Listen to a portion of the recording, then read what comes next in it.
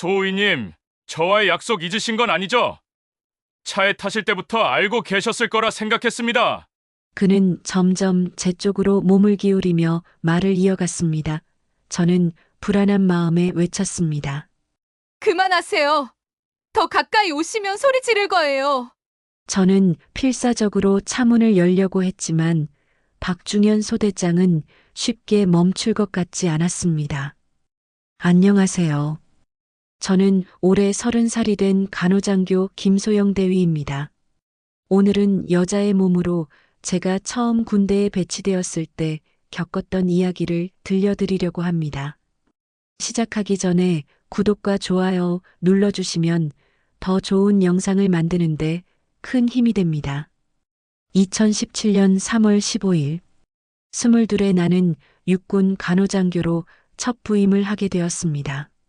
사관학교를 졸업하고 처음 맞는 실전 현장이었죠. 심장이 두근거렸습니다. 하얀 간호장교복을 입고 거울을 보니 엄마가 늘 말씀하시던 우리 딸이 제일 예쁘다는 말이 떠올랐어요.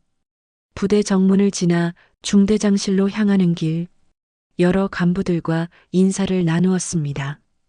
저는 안녕하십니까? 김소영 소위입니다. 잘 부탁드리겠습니다라고 인사했습니다. 그리고 중대장님이 말씀하셨어요. 새로 오신 김소영 소위님이시군요. 반갑습니다.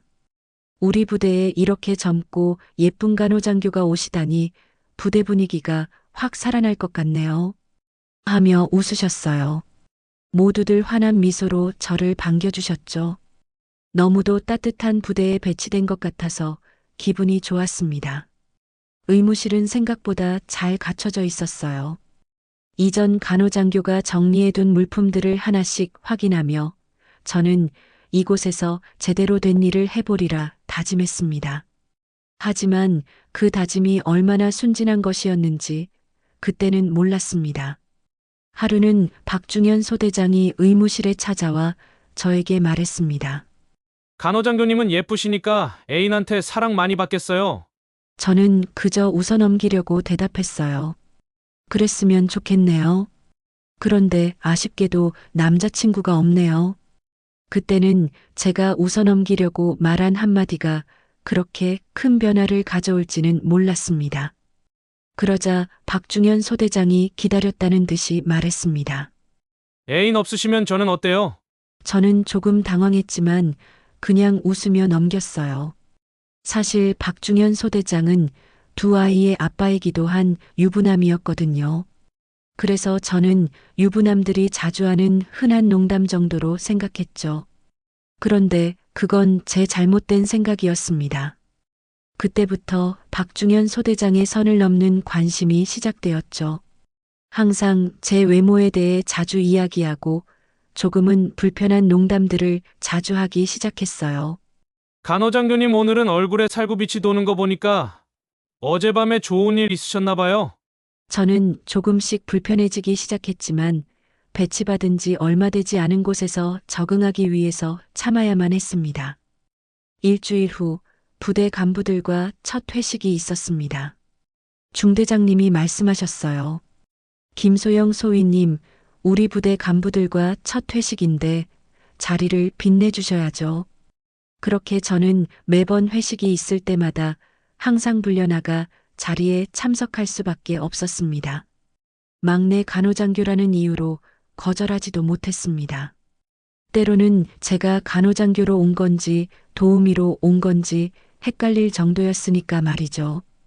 그리고 박중현 소대장의 관심은 회식 때 더욱 심했습니다. 간호장교님 원샷 해야죠. 군대 생활 적응하려면 선배들과 친해지는 게 최고의 지름길이에요. 그리고는 다시 말하더군요. 오늘 저 술 취해서 집에 못 들어가면 간호장교님이 저 책임져 주시는 거죠?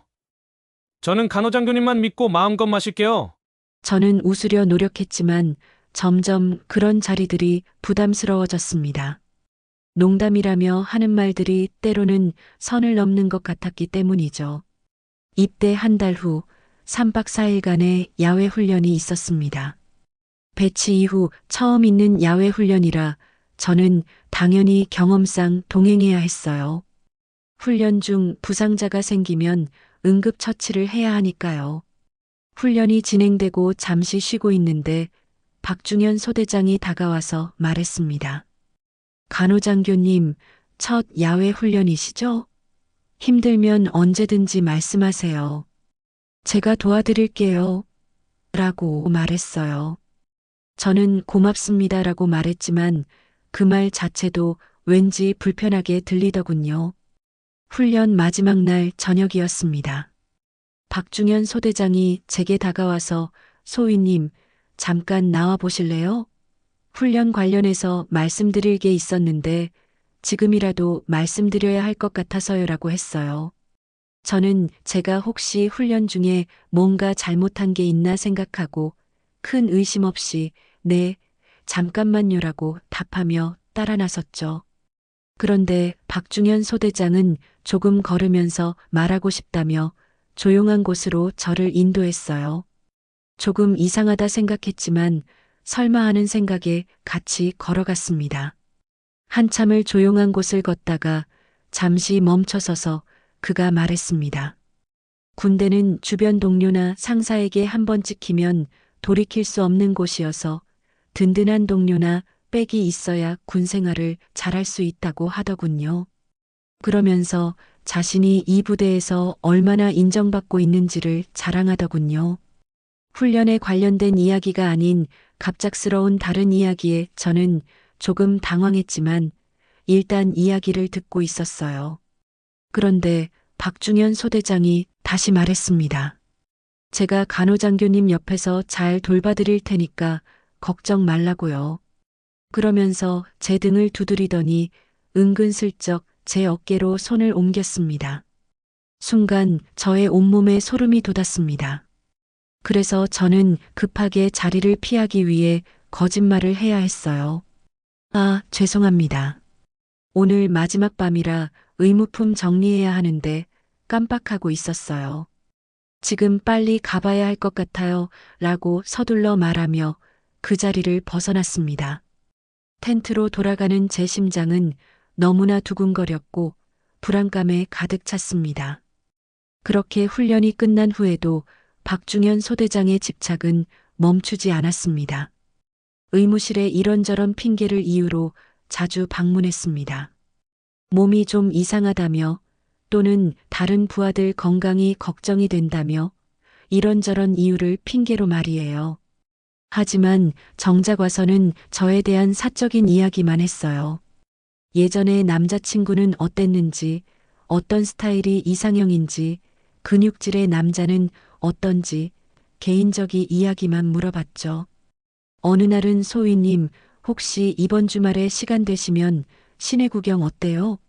맛있는 식당도 알고 있는데 밥도 같이 먹고 좋은 시간 같이 보내요. 라고 제안했어요. 저는 죄송합니다. 주말에는 개인적인 약속이 있어서요라고 거절했습니다. 사실 박중현 소대장은 유부남이었지만 부대와 집이 멀리 떨어져 있어 한 달에 한두 번 집에 가기 때문에 주말에는 보통 부대에 남아 있거나 친구들을 만나러 시내에 나가 시간을 보내고 있었습니다. 그래서 그런 부탁이 자주 있었고 거절할 때마다 그의 표정은 조금씩 굳어갔습니다. 저는 점점 숨이 막히는 것 같았습니다. 어느 날 오후 답답한 마음에 부대 주변을 산책하고 있었습니다. 봄바람이 불어도 제 마음은 무거웠어요. 그런데 어디선가 조용하게 누군가의 목소리가 들려왔습니다. 충성! 장교님, 질문 있습니다. 돌아보니 낯익은 얼굴이 있었습니다. 키가 훌쩍 커져서 처음엔 알아보지 못했지만 그 목소리와 눈빛이 익숙했거든요. 한재현? 그 꼬맹이. 저는 깜짝 놀라며 바라봤죠. 그러자 그가 말하더군요. 상병 한재현, 맞습니다. 사실 재현이는 어릴 때부터 우리 동네에서 함께 자란 오빠 같은 존재였어요. 저보다 1살 어렸지만 늘 저를 챙겨주던 든든한 남동생이었습니다. 고등학교를 졸업 후 유학을 가서 한동안 못 봤었는데 이렇게 보니 정말 신기하더군요. 재현이가 말했어요. 장교님, 그동안 잘 지내셨습니까? 그러면서 미소를 지으더군요. 저도 너무 반가웠는지 군대 계급 따위는 잊어버리고 누나 동생처럼 이야기를 하기 시작했어요. 누나가 간호장교라는 소식은 들었는데 설마 여기 부대일 줄은 몰랐어. 진짜 신기하다라며 재현이가 말을 하더군요. 그리고 저도 물었어요. 이 부대에 계속 있었는데 그동안 왜 너를 못 봤지? 그러자 재현이가 말했어요. 사실 저는 다른 부대에 있다가 2주 전에 특기병으로 전입돼서 못 본 것 같아요 라고 말하더군요. 오랜만에 만난 재현이는 옛날 그 모습 그대로였어요. 순수하고 따뜻한 눈빛, 사람을 편안하게 해주는 그 미소까지. 하지만 어딘가 더 의젓해진 것 같았습니다. 한참을 이야기하다 재현이가 갑자기 물어보더군요. 누나 멀리서 봤을 때 표정이 좀 안 좋아 보이던데. 혹시 무슨 일 있어요? 공식적으로는 상관과 부하 관계였지만 사적으로는 친한 동생이었기에 저도 모르게 답답한 마음을 털어놓았습니다. 동생에게 이런 어려움을 말하는 것이 창피하기도 했지만 그동안에 있었던 박중현 소대장의 지속적인 괴롭힘에 대해 이야기했어요. 재현이는 조금 놀란 표정으로 제 이야기를 듣고 있었어요. 그런데 이상하게 제 이야기를 들으면서 뭔가를 메모하는 것 같은 모습을 보였어요. 당시에는 그냥 걱정해서 그런 줄 알았는데 그 이유는 나중에 알게 되었습니다. 며칠 후 어느 날 저녁 저는 의무실에서 야근을 하고 있었습니다. 약품 정리와 서류 작업이 밀려 있었거든요. 시간은 벌써 밤 9시가 넘어 있었어요. 그때 의무실 문이 열렸습니다. 박중현 소대장이었어요. 아직도 일하고 계시네요. 수고 많습니다라고 그가 말했어요. 네, 좀 정리할 게 있어서요. 라고 나는 대답했습니다. 그런데 박중현 소대장이 몸이 좀 안 좋다며 진료를 봐달라며 저에게 말을 하더군요. 저는 무언가 모르게 두려웠습니다. 하지만 저는 간호장교이기에 진료를 받으릴 수밖에 없었어요. 열을 체크하고 혈압을 재고 보니 큰 이상은 없어 보였습니다. 저는 큰 문제가 없어 보이니 계속 아프시면 큰 병원에 가보시라고 말하며 돌아서려는 그 순간 박중현 소대장이 제 손목을 갑자기 붙잡더니 소위님, 잠깐 더 이야기 좀 해요라고 말하며 다가왔습니다. 저는 깜짝 놀라서 소대장님, 뭐 하시는 거예요? 라고 말하며 뒤로 물러섰습니다. 그러자 박중현 소대장이 살짝 미소를 지으며 말했습니다. 아무도 없잖아요. 우리 둘만 있는데 조금 진지한 이야기를 하고 싶어요.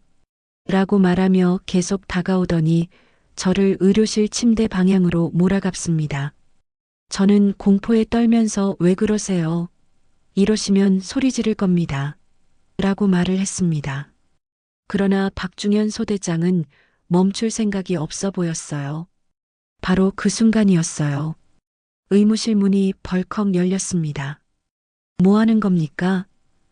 누군가 소리를 치며 들어왔어요. 한재현 상병이었습니다. 박중현 소대장이 놀라며 한재현 상병을 바라보고 말했어요. 갑자기 웬일인가? 라고 말하며 태어난 척했죠. 하지만 재현이는 모든 걸 알고 있었고 박중현 소대장 앞으로 다가가 이게 뭐 하시는 겁니까? 라고 소리를 쳤어요. 당황한 박중현 소대장도 소리를 치며 말했습니다. 한재현 상병, 지금 뭐 하는 건가? 어디서 큰 소리를 치고 있어? 그러면서 한재현 상병의 뺨을 때렸습니다. 그때 한재현 상병이 박중현 소대장의 손목을 잡고 폭행을 저지하려 하자 박중현 소대장은 더욱 강하게 힘을 주어 한재현 상병을 때리려 했습니다. 그때 한재현 상병은 힘을 주어 박중현 소대장의 팔을 꺾으며 바닥에 눕혔습니다. 그리고 주먹을 날리려는 순간 저는 외쳤습니다. 재현아! 안 돼! 이러면 너만 손해야! 그렇게 한재현 상병은 잠시 숨을 삼키더니 손을 놓아주었습니다. 그러자 박중현 소대장이 일어나면서 소리쳤습니다. 한재현 상병, 너 지금 상관을 구타했어? 이건 군법 위반이야. 각오하고 있어. 그날 밤 이후부터 저와 한재현 상병은 공식적인 자리에서는 상관과 부하였지만 사적으로는 서로의 마음을 조금씩 열어가기 시작했습니다. 하지만 우리의 관계를 눈치챈 박중현 소대장의 보복은 그때부터 시작되었죠. 박중현 소대장의 보복은 처음에는 소소하게 시작됐습니다. 한재현 상병에게만 더 많은 작업을 시키고 휴가 신청을 계속 반려했습니다. 다른 부대원들이 주말 외박을 나갈 때도 한재현 상병만 부대에 남아 있어야 했습니다. 그러다가 어느 날 박중현 소대장이 저를 따로 불렀습니다. 소위님, 우리 사이에 해결해야 할 것이 남아있지 않나요? 무슨 일이십니까? 저는 경계심을 늦추지 않고 물어봤습니다. 그때 박중현 소대장이 차갑게 말했습니다. 한재현 상병 일 말입니다. 그 친구가 상관인 저를 구타한 건 군법으로 처리하면 영창행이란 말입니다. 혹시나 간호장교님이 잘못 생각하고 있을까봐 제가 다시 말씀드리는 건데요. 이 사건에 대해 저를 군에 고발하더라도 제가 그랬다는 증거도 없고 나를 그렇게 생각할 사람도 없어서 아무도 그 말을 믿어줄 사람이 없을 거예요. 오히려 나는 한재현 상병과 간호장교님이 군대에서 연애를 하고 있었다고 주장하면 되거든요. 그렇게 되면 간호장교님과 한재현 상병의 군 생활이 어떻게 될지 잘 한번 생각해 보시라고요. 저번에 훈련 나갔때 제가 말했죠. 군대에서는 한 번 찍히면 끝이라고 말이죠. 특히나 여자 장교면 더더욱 그렇고요. 저는 가슴이 철렁 내려앉았어요. 그리고 제 머리는 멍해졌습니다. 그런 제 모습을 보고 박중현 소대장은 흥분을 가라앉으며 다시 말하더군요. 간호장교님, 저하고 약속 하나만 해주시면 제가 이번 일은 눈 감아 줄 수도 있습니다. 라고 말하더군요. 박중현 소대장의 목소리에 음흉함이 배어 있었어요. 어떤 약속을 말씀이신가요? 라고 저는 물었어요. 소위님도 아시잖아요. 제가 소위님께 바라는 게 무엇인지 소위님도 잘 아시면서 뭘 모르 채 하냐며 말하더군요. 그냥 서로가 필요할 때 한 번씩 시간 내주시면 됩니다. 그럼 한재현 상병 일은 없던 일로 하겠습니다. 라고 말하더군요. 저는 손이 떨렸어요. 그리고 말했죠. 그건 안 됩니다. 그러자 박중현 소대장이 다시 말했어요. 그럼 한재현 상병은 영창 갈 수밖에 없겠네요. 그날 밤 저는 잠을 이룰 수 없었어요. 재현이를 그대로 놔둘 수도 없고 그렇다고 제가 박중현 소대장과 만나야 한다는 것이 제 머리를 혼돈스럽게 만들었습니다. 다음 날부터 저는 재현이에게 차갑게 굴어야만 했어요. 우연히 마주쳤을 때도 고개를 돌렸고 말을 걸면 업무적인 대답만 했어요. 그리고 저는 한재현 상병에게 앞으로는 사석에서도 누나라고 부르지 말고 만나지도 말자고 말을 했습니다. 그것이 그 당시에 제가 할 수 있는 유일한 방법이었습니다. 그 이후로 저는 어쩔 수 없이 박중현 소대장과의 관계를 회복하려고 노력했습니다. 그가 부르면 응했고 불편한 자리에도 참석했어요. 하지만 그런 제 모습에 제 자신은 더욱 힘들어지고 있었습니다. 한 달이 지나면서 저는 점점 지쳐갔습니다.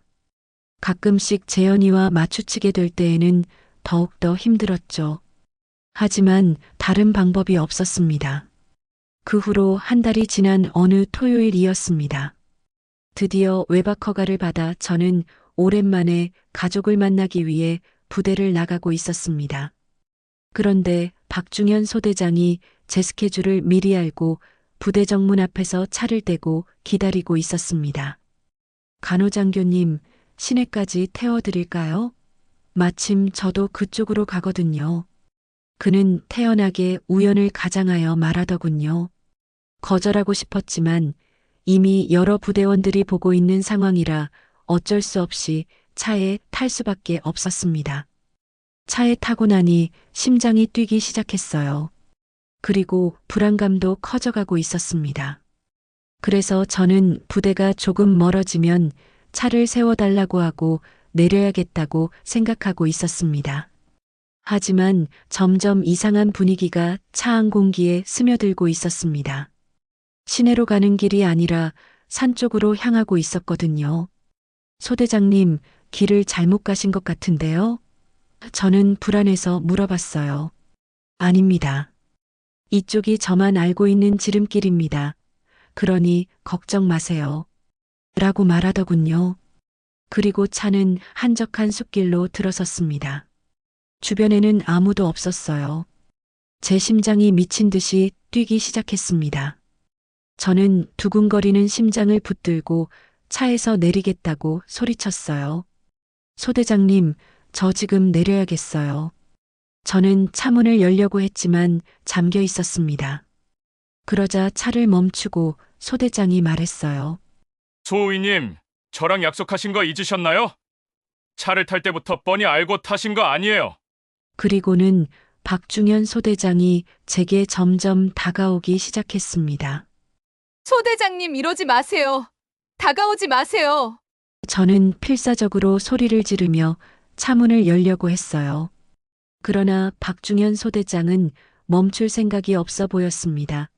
그리고는 제 손목을 잡고 자기 쪽으로 끌어당겼습니다. 저는 온 힘을 다해 빠져나오려 했지만 빠져나올 수가 없었습니다. 그런데 바로 그때였습니다. 차창을 두드리는 소리가 들렸습니다. 똑똑똑. 박중현 소대장과 저는 창문 쪽을 바라봤습니다. 차창 너머로 한 남자가 서 있었습니다. 40대 중반 정도로 보이는 군복을 입은 남자였어요. 박중현 소대장, 차에서 내리세요. 그 남자가 단호하게 말했습니다. 박중현 소대장이 당황하며 말했어요. 나 근처 부대 소대장인데 누구한테 명령을 하는 거야? 라고 큰 소리를 쳤습니다. 그러자 그 남자가 말했습니다. 저는 육군본부 감찰관 한태수 대령입니다. 지금 즉시 차에서 내리세요. 라고 단호한 목소리로 말했습니다. 박중현 소대장은 매우 놀라며 말을 잇지 못하고 고개를 숙이고 있었어요. 그 남자가 누구인지 그 당시에는 몰랐지만 사실 한태수 대령은 한재현 상병의 아버지였어요. 어릴 적 한재현 상병 집에 갔을 때 반갑게 맞아주시곤 하셨죠. 한태수 대령, 즉 한재현 상병의 아버지가 차문을 열어주시면서 말씀하셨어요. 괜찮습니까, 소위님? 저는 떨리는 목소리로 네, 괜찮습니다라고 답했어요. 박중현 소대장이 얼굴이 새파래져서 말했습니다. 대령님, 이건 오해입니다. 제가 그냥 장난 좀 친 겁니다. 라고 거짓말을 했습니다. 박중현 소대장, 당신이 한 행동들은 이미 모두 조사됐습니다. 조수석 서랍을 열어보십시오. 그곳에는 모든 대화가 녹음되고 있는 녹음기가 들어 있습니다. 녹음기를 통해 모두 녹음되었고 추적 신호를 통해 우리는 당신을 추적하고 있었습니다. 더 이상 변명할 필요 없습니다. 당신의 나쁜 행동들은 감찰부로 모두 녹음기를 통해 실시간 전송되었습니다. 지금 즉시 부대로 복귀해서 감찰 조사를 받으시기 바랍니다. 라고 한태수 대령은 담담하게 말을 했습니다. 그리고 제 뒤에는 헌병 한 명과 한재현 상병이 같이 서 있었습니다. 어떻게 너가 여기에? 저는 떨리는 목소리로 물었죠. 나중에 알게 된 사실이지만 한재현 상병은 사실 감찰부 소속의 헌병수사대원이었습니다. 박중현 소대장의 이전 간호장교에 대한 불미스런 사건 신고가 접수되어 사건 조사를 위해 이 부대로 파견된 거였습니다. 사실 박중현 소대장의 이런 행동들은 저에게만 있었던 게 아니라 이전에 근무하던 분들에게도 있었던 것이었어요. 그리고 부대에서 일어나는 모든 상황을 아버지인 한태수 대령에게 보고하고 있었던 거였습니다. 제가 털어놓은 이야기들도 모두 증거로 수집되고 있었던 거죠. 그날 숲길 사건으로 모든 증거가 확보되었고 박중현 소대장은 즉각 감찰 조사를 받게 됐고 결국 파면되었습니다. 그리고 두세 달의 시간이 흐른 뒤 저는 한재현 상병과 다시 마주할 수 있었습니다. 의무실에서 누군가 수줍은 경례를 하며 들어오더군요. 그리고 장난기 섞인 목소리로 미소를 지으며 말했습니다. 장교님, 이제 사석에서 누나라고 불러도 됩니까? 저는 웃음이 나왔지만 이상하게도 눈물이 같이 쏟아지기 시작했습니다. 한재현 상병이 다가와 제 어깨를 토닥여주며 말했어요. 미리 알려드리지 못해 죄송합니다. 임무 수행 중이라 숨길 수밖에 없었습니다. 라고 말하고는 저를 꼭 안아주었습니다. 그 이후로 저희는 서로에 대한 감정이 더욱 커져갔고 지금은 한재현 상병은 소위가 되어 저와 같은 군인의 길을 같이 걷고 있습니다. 그리고 올 겨울에는 부부로서의 길도 같이 걸어가게 되었습니다. 지금 생각해보면 그때의 경험이 저에게는 큰 교훈이었고 제가 살아가는 데에 있어 하나의 정답 같은 걸 깨닫게 해주었습니다. 우리가 살아가다 보면 때로는 힘든 일도 있지만 힘든 일에는 항상 나와 함께 할 수 있는 사람도 같이 있다는 사실을 말입니다. 여러분도 혹시 지금 힘든 일에 처해 있다면 누군가에게 마음을 전달해 보세요. 그러면 누군가는 여러분에게 큰 힘이 되어 주실 겁니다. 오늘의 이야기 끝까지 들어주셔서 감사합니다.